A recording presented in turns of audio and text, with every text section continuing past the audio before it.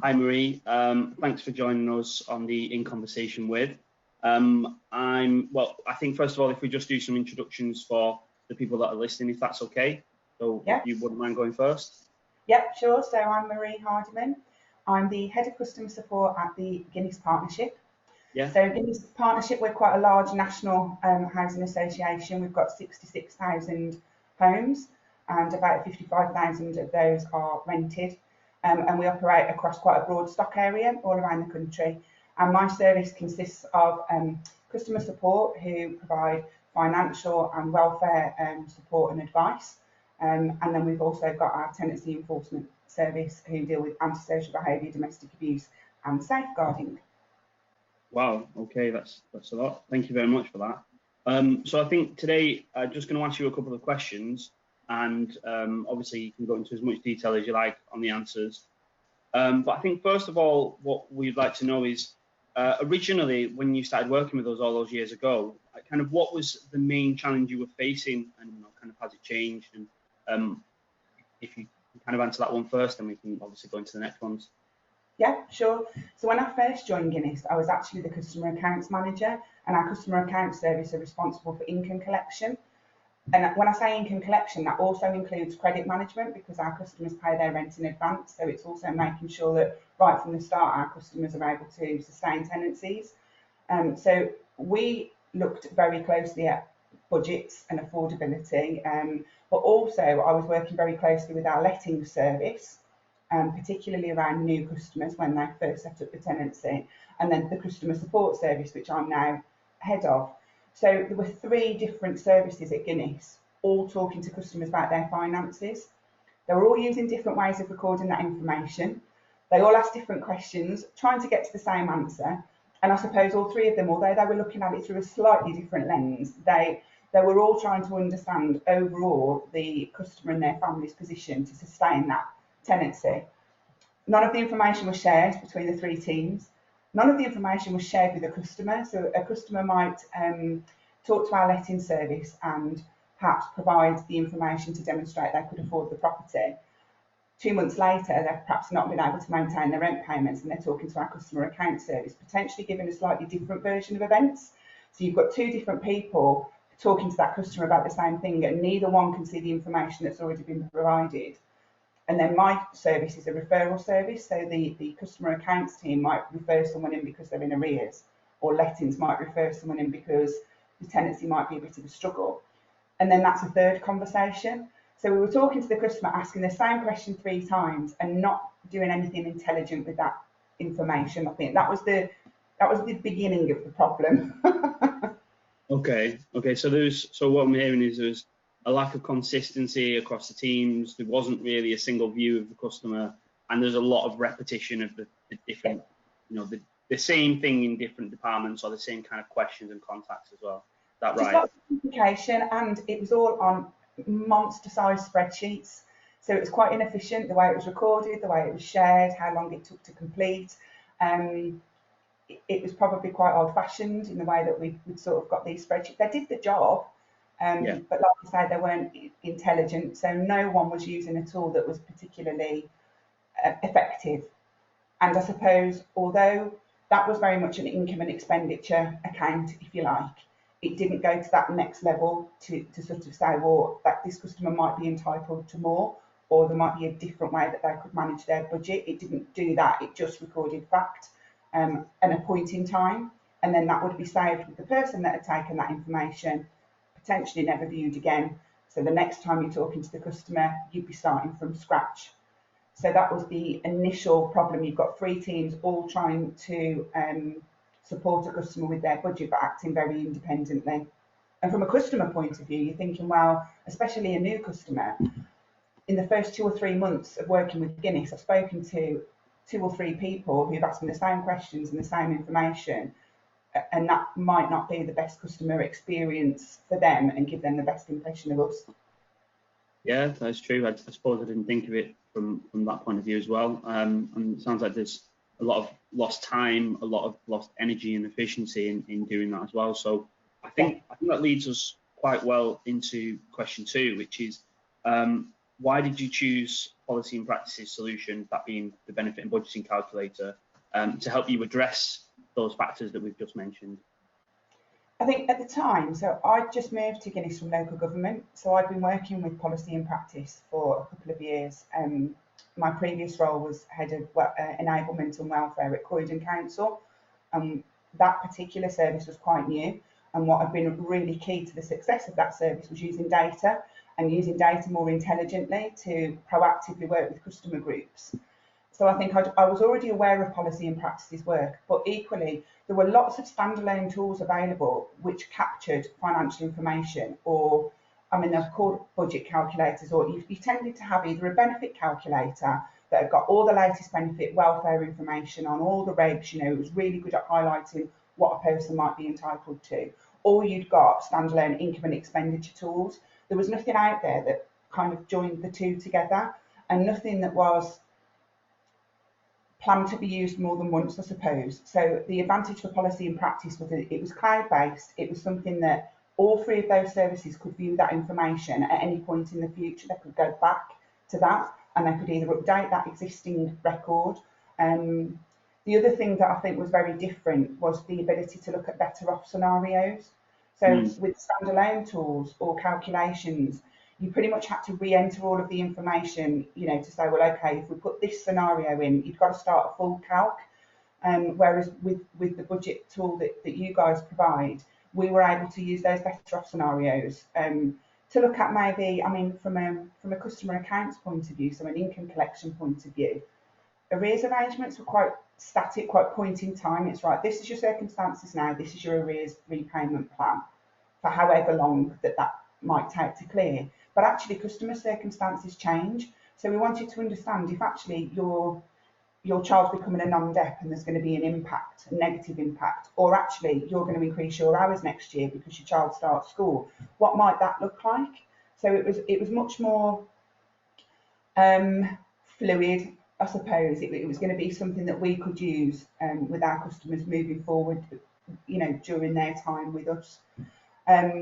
Also, one of the things that attracted us at the time is that we had the ability to influence how that calculator progressed. So at the time, policy and practice had been working a lot with local government, but not as many housing associations. So it was really good that we could look at what sort of information we might want to capture, what sort of things we wanted highlighted to us. So it was a really good opportunity to work with somebody to not build it specifically for Guinness, because it's a tool that's then used, you know, by all of us. So any changes that are made need to be fit for purpose by all of your customers. But it did give us that opportunity to influence it. Yeah, no, that's fantastic. Thank you very much for that. I think in terms of the next question, you've answered some of this in kind of the previous question, but it might kind of throw up some useful comments. So what changes have you seen as a result of using the calculator? I appreciate it's been a few years that you've been using it, but I mean, you did mention some of the ways you kind of use scenarios, and you can kind of look into how people's circumstances change, but not only for your customers, but for yourselves. Like, how, you know, what changes have you seen sort of as a result of using it over that period of time? I think the biggest change for me, I mean, I can give you loads of information about outcomes and figures and successes, but the biggest change was a different type of conversation that we're able to have with our customers. So in all areas as well. So in our letting service, when somebody's talking, it's a very emotive subject, isn't it, your finances? And when you're talking to somebody about those finances, it brings up other things. So for example, you're caring for a disabled relative, or your child is disabled, or your relationship has really recently broken down and you're now a single parent, what are you entitled to? So that helps you understand a bigger picture about that customer and that family, about the support that they might need. So from a startup point of view, it was brilliant because it prompted that more personal conversation, I suppose. Moving on to arrears and an income collection, again, it made sure that repayment plans genuinely were affordable. Of course, it is based on the information the customers provided. So if they've not provided accurate information, you can only go on what you've been told. but it did mean that the customer stood half a chance of actually sticking to that repayment plan, because it was based on a much more structured view of their budget. And it also helped us understand, I suppose, we talk across the sector about can't pays and won't pays. If somebody, when their tenancy was set up, has received all the right support, all of the right incomes in place, and then they're not making payments of rent but nothing's changed, well then that suggests it's more around behaviour or choices and choosing not to pay rather than they're not able to pay. So that helps the customer accounts team make better decisions about recovery options, because if you can see that there's nothing more you can do and that it should be sustainable, you might choose a different recovery route. And it's really powerful to be able to provide your judge, if it does end up in court, to be able to present the information that's been gathered throughout the period of time you've been working with them and the help that you've tried to provide. So we can print off the calculation to show that we looked at better off scenarios, we've encouraged the customer to claim, or we've supported them to claim the right benefits, but yet they're still not able to pay. So I think it changed the way that we talk to our customers, because you're able to say, well, we spoke to you 6 weeks ago or 6 months ago and this was the situation and it was affordable, nothing's changed, so what's happening and how can we support? And then I suppose that then leads you to the final piece of our puzzle, which is the customer support service. You've got a much richer picture of what's going on with that family, that household, to try and provide tailored support to sustain the tenancy. And if all of that fails and the tenancy is not sustainable, then you can move quickly with the right recovery route. And it might be that it's never going to be sustainable for that customer, which is really sad and not what we're here for. But it's better to know that early doors rather than clocking up lots and lots of arrears, and that puts the customer in an even worse position moving forward. So I think that the information sharing between the services, provoking different types of conversations, and just time as well, because if you've captured a lot of information front end, Guinness we're now a few years down the line, so every new customer has the calculation completed at the start. So at any point that we then talk to that customer about their budget, we're able to pull that record up and just amend. So that saved time, and that everybody's not going through a full calculation from scratch each time they talk to the customer, and just having that picture over a number of years, because some of our customers that joined us maybe in 2017, we've got a number of calculations that have now been completed. So it's really helpful to be able to work with them and show them that progression. So I think, that the main thing for me is different types of conversation, better joined up working between those key services, and just a more accurate picture over a period of time, rather it just being a constant, it's just a point in time discussion. Yeah, I think that's fantastic. Thank you. I think the word that I picked up from that, which summarises a lot of what you said, obviously not everything, was tailored. Like it's that kind of tailored understanding their situation, knowing what those minute changes in their situation will mean, and being able to trust it, being able to come back to their case because you've done one on them already, and you can make some changes to it in the future for those customers that have been with you for a while. And just really being able to build that picture where before you would have done it kind of many times over, the information would have been lost, and need to be able to know what those kind of slight differences will mean, and there needs to be kind of a level of trust built. Like you said, you can only go on the information that you've got, but it needs to be accurate. But obviously you inspire trust when you're able to give kind of, this is what will help you, this is what won't, kind of conversations and answers. So that was actually, because I think also, because we're a large organisation, we are national, our customers might not necessarily, or it's rare that they'll speak to the same people time and time again. So what's frustrating is you've had a really detailed conversation, and quite a sensitive conversation, really, talked about all of your income and expenditure, your outgoings, things that impact your household, like I said, disabilities and things that maybe, customers aren't always comfortable sharing. And then the next time you talk to somebody, it's not likely to be the same person. So before, because we had spreadsheets and things were saved in central folders, common problems that I know all providers experience, that customer then feels like, oh, I've got to go through it all again, and they lose that trust with us. Whereas anyone now that talks to a customer, the customer could have spoken to somebody that's left the organisation, 3 years ago, but they're still going to be able to pull up that account and say, oh, I can see that your child was turning 18. when we last spoke to you? What's happened now? You know, are they in work? Are they in education? Are they still living with you? So it just means that you can build that trust even though you may never have spoken to that customer before. So I think the visibility of the tool really helps with those old problems we used to have where if somebody leaves, you've lost that information, or it's saved on an old system. None of that matters now because it's all centrally, you know, it's cloud-based and anybody that accesses the tool can access that. Yeah, that's spot on. I think that kind of, like you said, the organizational trust piece is there, and there's kind of an argument there for like the organization-wide use of the calculator, like you said, because people could have left. There can be people in different departments who've not spoken to that person before, but when they come to access that case, they can see what's going on. And like you said, you don't want to be calling up and having to repeat all this kind of sensitive information when you said, you know, I've told you this before, is it not saved, kind of thing. So it's that, I imagine that's really, really useful for them. So yeah, just to ask as well, if you don't mind. So obviously you've gone through a lot today, and I do appreciate that you probably will have covered this, but when you started using the calculator, it was for like, these are the things that we struggle with and these are the things that it might help us with, and that kind of consistency across the organization and trust, and not kind of having people repeat things.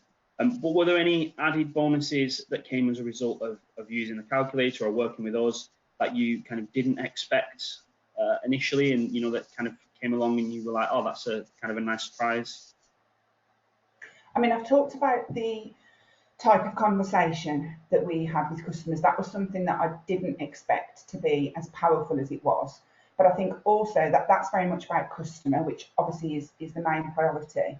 But the internal conversations that we were able to have as well, I think it prompted better working between the three teams. I mean, they work very closely together anyway. They're a very joined up group of services. But I think this helped that. So you have got a lettings assistant or a lettings officer talking to a customer, getting them set up in their new home.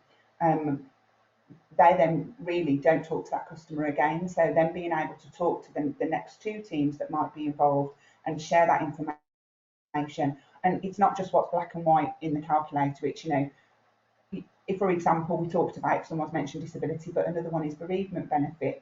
Well, if that's not just black and white, that's not just a number, that's somebody's just lost a relative. So it's knowing that information to be able to provide other support. So I think those teams then, although the start of the conversation is probably driven by some kind of financial discussion, whether it's arrears, setting up their account, whatever it is, you are then talking about that family. So we talked about tailored, we talked about personal. It's making sure that desk-based teams who may never meet that customer face-to-face, because all three of the services I've talked about today are centrally based, they're desk-based, and they're on the phone. All of the services they provide are phone-based. So it's them being able to talk about that customer from a personal point of view, because it's very easy when you get the desk-based to become distant and to forget that this is a family you're talking about here. And I think that, although it is very black and white, the information you record, it prompted better conversations between those services. And that was something that we hadn't really thought about, we hadn't expected, but we saw quite quickly after we first launched the tool. Yeah, I suppose I didn't think of that way as well. That's great, thank you.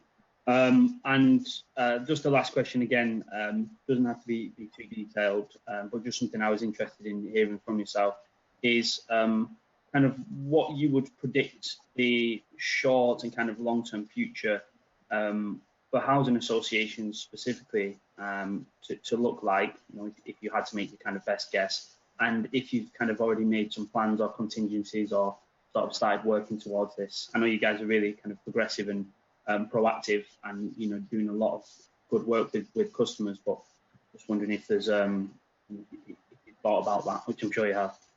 Do you know what? I'm not going to put any predictions. In 2019, no one could have predicted any of this. True. So I think that's probably a really useful lesson, is that you just can't. You can't ever properly predict what's going to happen.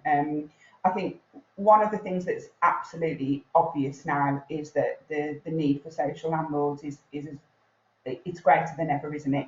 And the level of support that we need to provide our customers. We need to, I think the big challenge for me is that more and more now, customers that need our homes have got more and more complex support needs.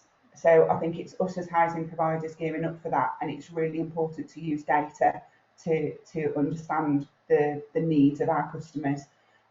So I think predictions wise, we predict that there will be an impact on customers' ability to sustain tenancies financially, particularly. More and more customers have moved on to universal credit during the pandemic because they've either their hours have been cut and they're now on an even lower income, or they've lost their job. I think it's difficult to predict what the end of the furlough schemes might look like. So the job retention schemes are starting to wind down. We don't yet truly understand the impact on our customers, and a lot of that is down to visibility. And what's very different in a housing association compared to when I worked in local government is that unless a customer's told you that they're claiming universal credit, you might not necessarily know. So it's using data and every opportunity to collect as much information about our customers to try and proactively provide our services. So I think more and more need for us to understand the financial impact of the last 18 months and to tailor that support. We need to be more efficient. I think, we're not going to get, reams of funding, extra money. We're going to have to do more for not necessarily less, but more with what we've got. So in terms of our resources at Guinness, we're really looking at how we can be more lean and just we're always continuously improving our services, but I think using data to drive those decisions. So yeah, I think that's probably quite a waffly, non-committal answer because I think it's very difficult to predict, but the more we understand the impact of the pandemic on our customers, hopefully, the more we can use that data to sort of forecast what we might need to provide in the future. Yeah, I think that'll probably really resonate with people listening because, like you said, it's very unpredictable, but the need to do more with what you have, and even though everyone will obviously feel like they're working to capacity anyway, everyone will be doing their best and working with customers, but actually maybe it's not necessarily about working harder, it's about working smarter, and maybe there's some data that can help us to find the right people. There's ways we can make sure we're not repeating work like you mentioned before, and that we're being as kind of efficient as possible whilst providing as much support as possible. And I appreciate no one knows what the future is going to look like, but I think if kind of the aim is to work towards that anyway, then obviously you'd be in the best position possible moving forward. But yeah, I'd like to thank you kind of for joining us, and hopefully everyone who's watching, everyone who sees this kind of on social media will find it insightful and useful. So thanks for joining us, Marie. Really appreciate it. Thank you for having me. I hope people do find it useful. Thank you.